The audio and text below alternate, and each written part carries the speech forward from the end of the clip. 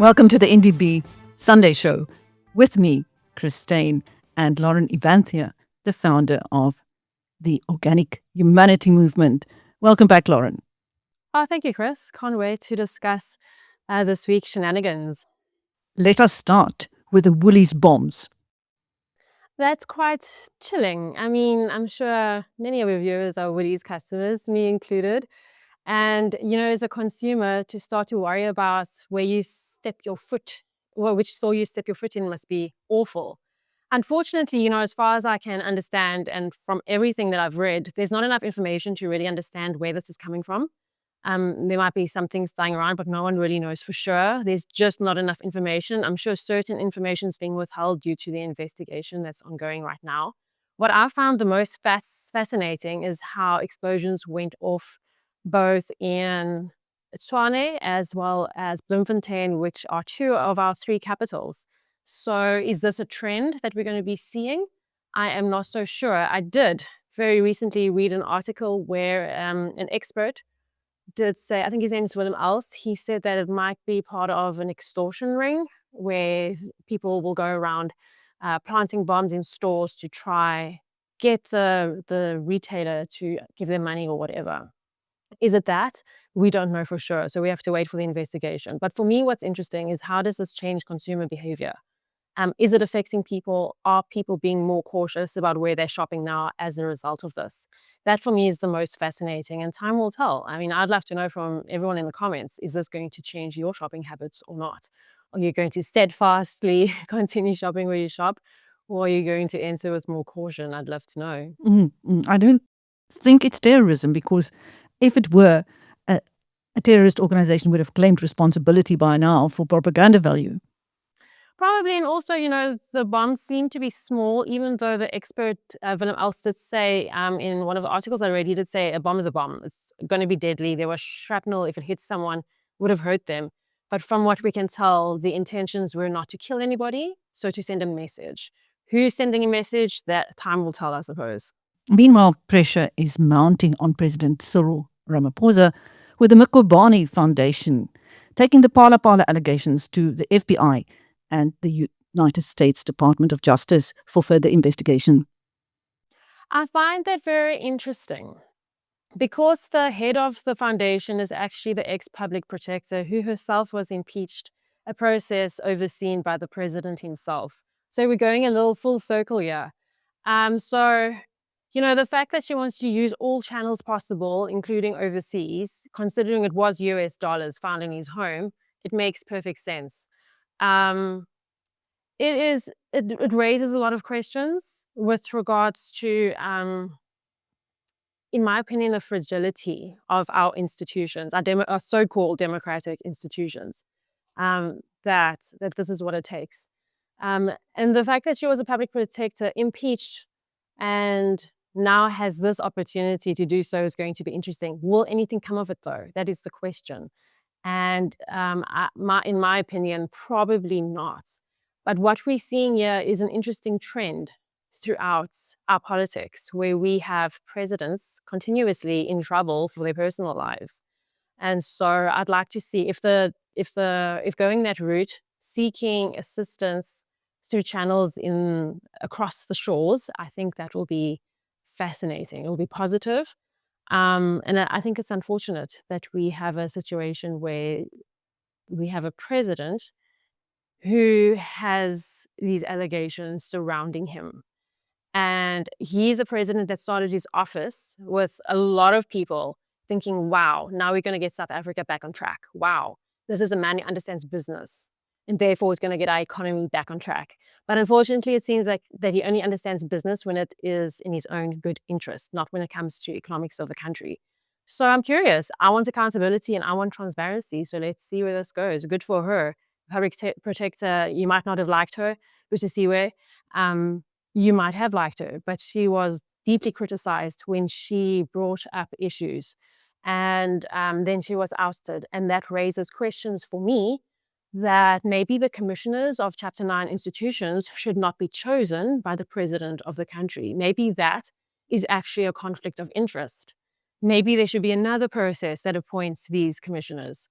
Because right now, the Chapter 9 institutions are supposed to be institutions that safeguard democracy, separate to politics, completely outside of the political landscape, yet protected by our constitution. But at the same time, the president of a party, who's also the president of the country, is choosing the heads of these Chapter 9 institutions.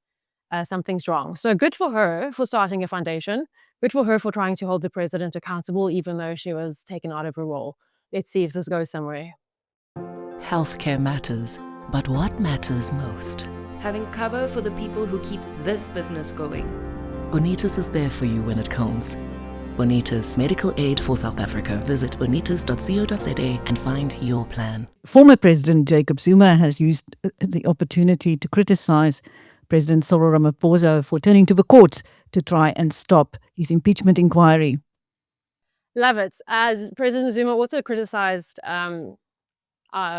ex-President Zuma, criticized President Ramaphosa as well on his current business interests. And, I hate to say it, but perhaps he is correct.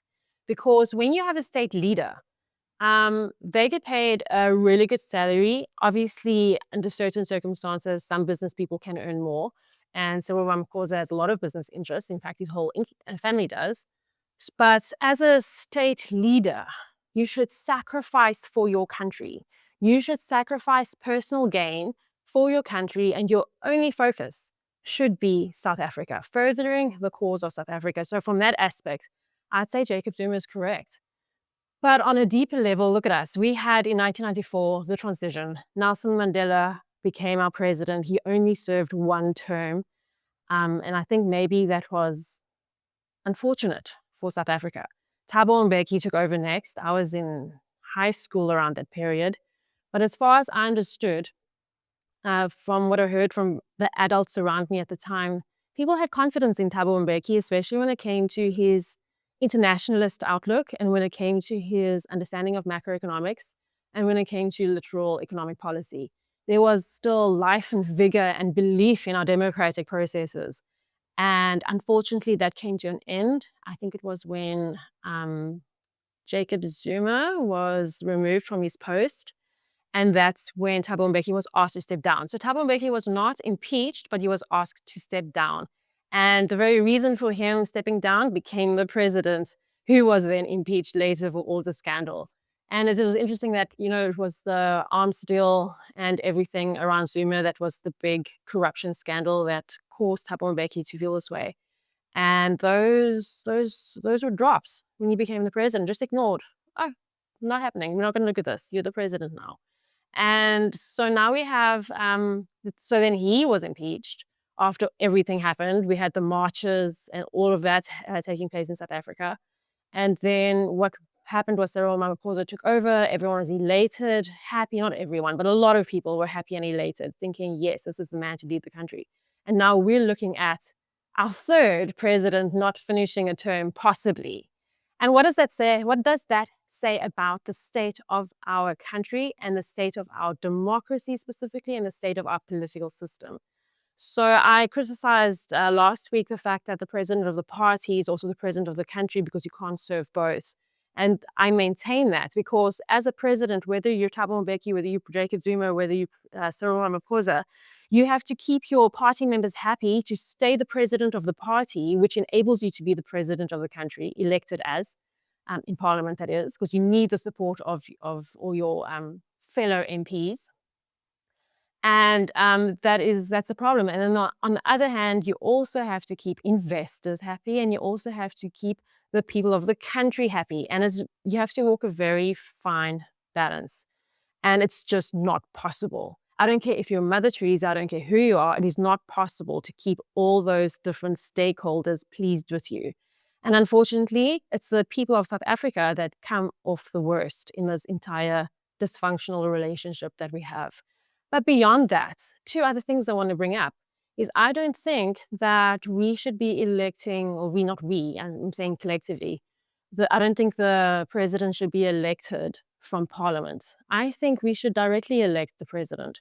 I think we should have presidential candidates coming from all walks of life that have to undergo a process and apply through the Independent Electoral Commission to become a candidate to stand for the presidential candidate role.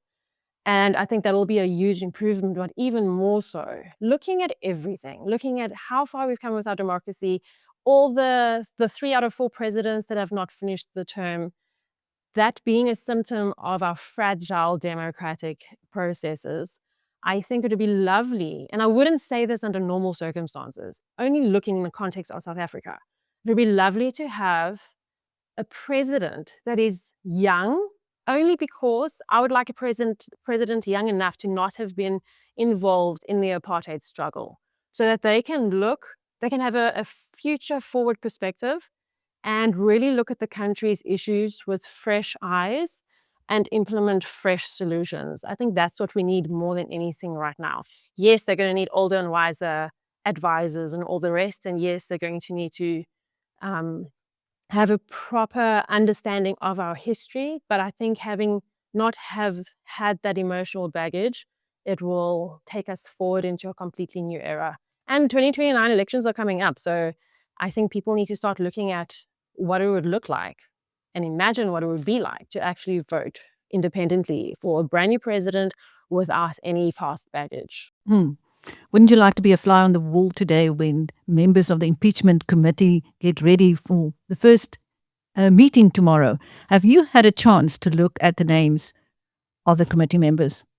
Very interesting. So I did see that it's a little bit ANC heavy, but and I know a lot of people might feel like that's a problem, but I do feel like on the other side of the coin, there are quite a few very, can I say, anti-Cyril Ramaphosa voices in my summary, in my understanding of it. So you've got the MP, John Hlophe, very interesting character. We know he went through his own judicial impeachment process, and then very controversially was it the deputy of the MK at the time? And now he is in parliament now, representing MK. So that's going to be interesting, having been on the other side of that process now, being part of seeing that for the president of the country. And obviously we know how MK feels about the president.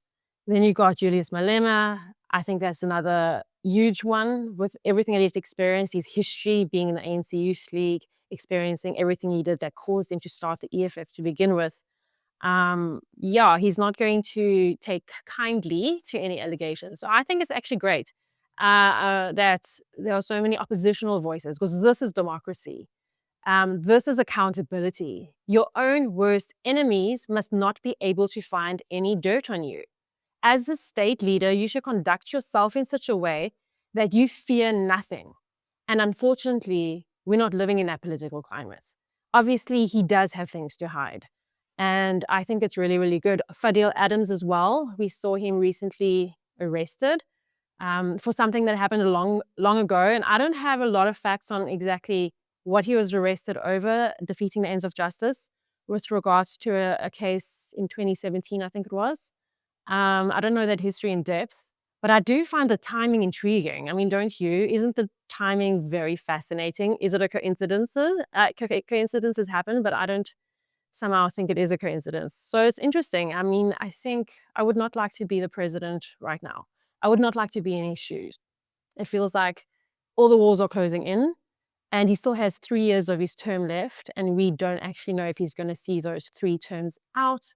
If he doesn't, then what? What is that going to look like for South Africa? Who is going to replace him? And what does that mean for our future, for our stability, and for our ability as a nation just to survive day to day? How is that going to look if he does get impeached before his 3 years left are over? Deputy President Paul Mashatile is waiting in the wings. He is the front runner to be acting president, and he paid a so-called oversight visit to the Cape Flats in recent days. He was not very well received. Understandably. I mean, if you live in Cape Town, you understand the severity of the problem when it comes to gangsterism as well as crime.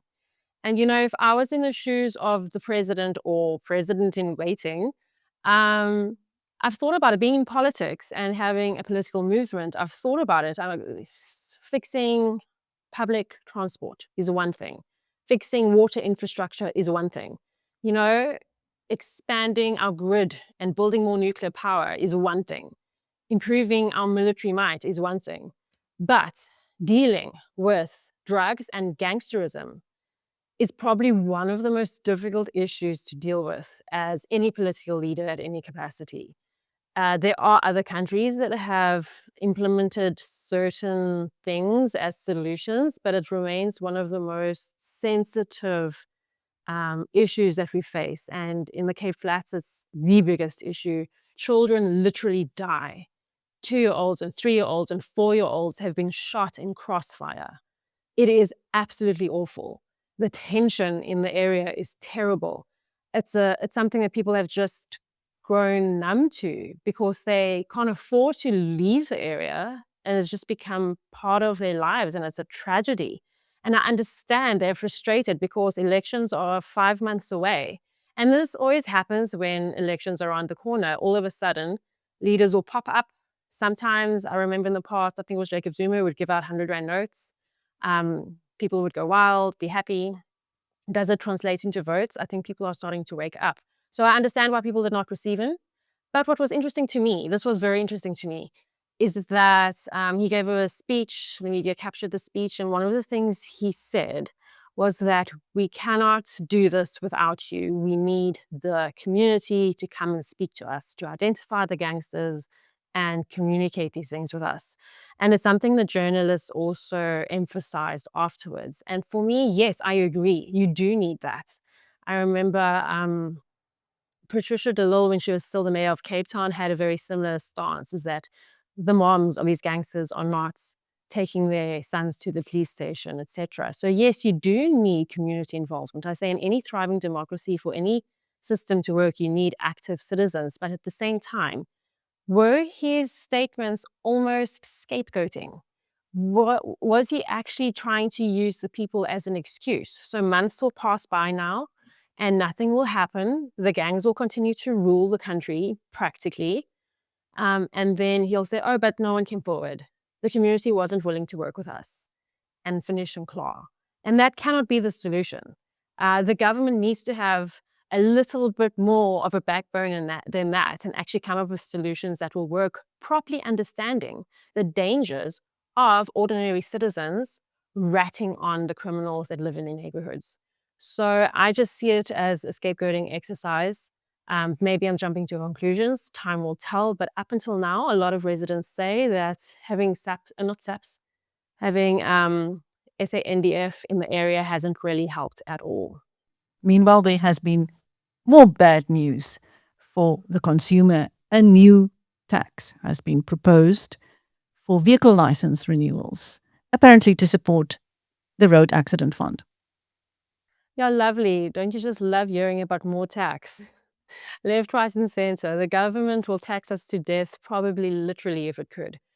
And this is why my understanding is that government should be very limited and should tax the people as little as possible.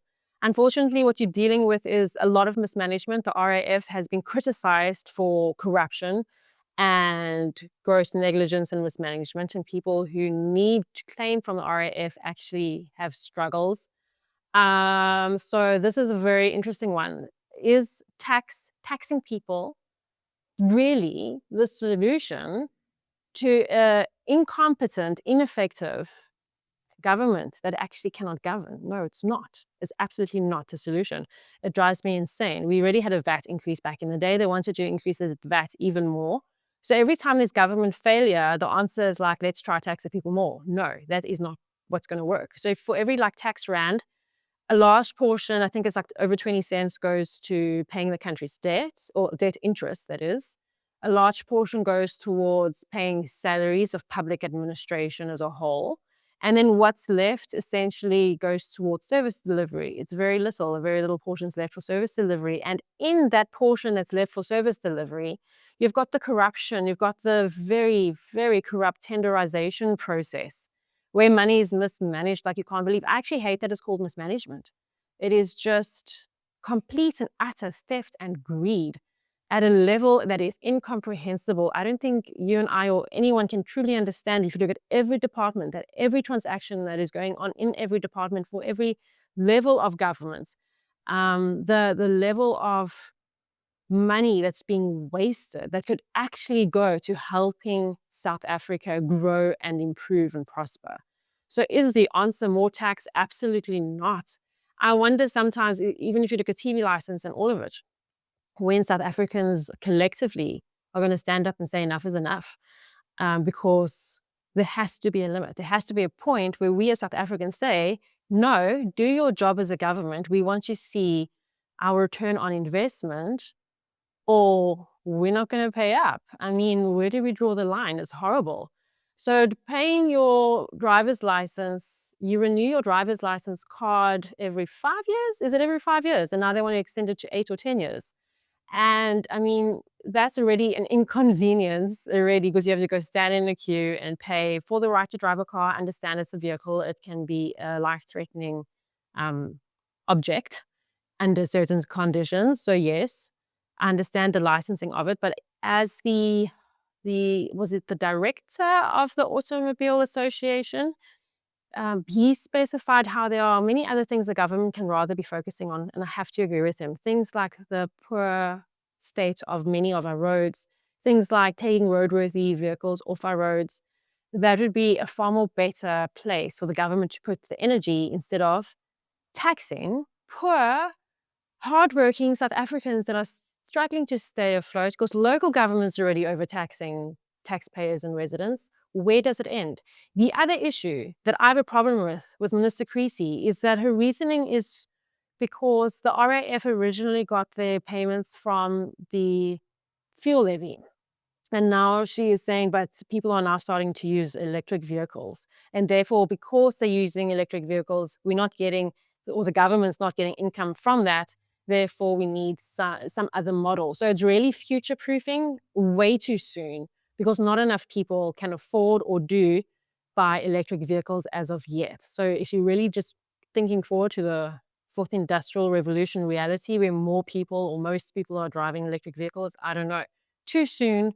The average South African taxpayer is stretched beyond comprehension. And there's going to come a point where either people just can't do it anymore, or the government has to take a look at themselves, very unlikely, and ask themselves how they're going to actually start doing their job. Because this is the ironic part. If the government, whether it's in whichever ministry is in, actually starts delivering services, people will be happier to pay whatever taxes are necessary. But that's, in my opinion, won't happen. It's a fiction. And that's why the answer is not more government to solve problems. It's less government and less tax, resultingly. I think our viewers would agree with you. Lastly, the newsmaker of the year has been announced by the National Press Club, and no surprise. I am so impressed that there was someone that was able to stand up and say what he said and still be alive, for lack of a better word, because of the nature of what he exposed, being so detrimental and widespread. But it does give me hope that, in one sense, that there are good people willing to speak out, and I hope we see more of that. I think often, if you are in politics, mainstream politics, and whether you have a position that's politically public or you're more behind the scenes, often good people with integrity will turn a blind eye because they feel powerless, and they feel like as long as they stay in their role, they can do some good, no matter how small. And I understand that. But here's a man that actually stood up publicly, and I think probably confirmed what lots of people already suspected on one hand. So it's actually good that it went through those legal processes. And on the other hand, it says something again of a fragile democracy, in the sense that for us as individuals, as citizens, or subjects rather, we can't hold institutions accountable. There are no processes in place, there are no mechanisms through which we can truly do something if things aren't working, whether it's the police or any other institution, whether it's the police or the RAF, it doesn't matter what. We can't do anything. So we are relying on that sole person, that 1 in a million person to actually stand up and expose corruption and crime when it happens. So it speaks to our very, very rickety system that we have right now. And I think it's a problem. But here is a beautiful, positive story of a police commissioner of KZN who saw the rot, was in a position of power, and is actually being a beautiful example of what more people should do, please, in order to try fix what is so wrong with our systems. I think in conclusion, I'd like to read a paragraph from his speech, Lieutenant General Mkhwanazi, when he accepted the award. He said the media briefing of 6 July 2025 was not an exercise in popularity. It was not a campaign. It was not an attempt to become a public figure. It was an act of duty, an act informed by conscience, an act informed by the love of this country.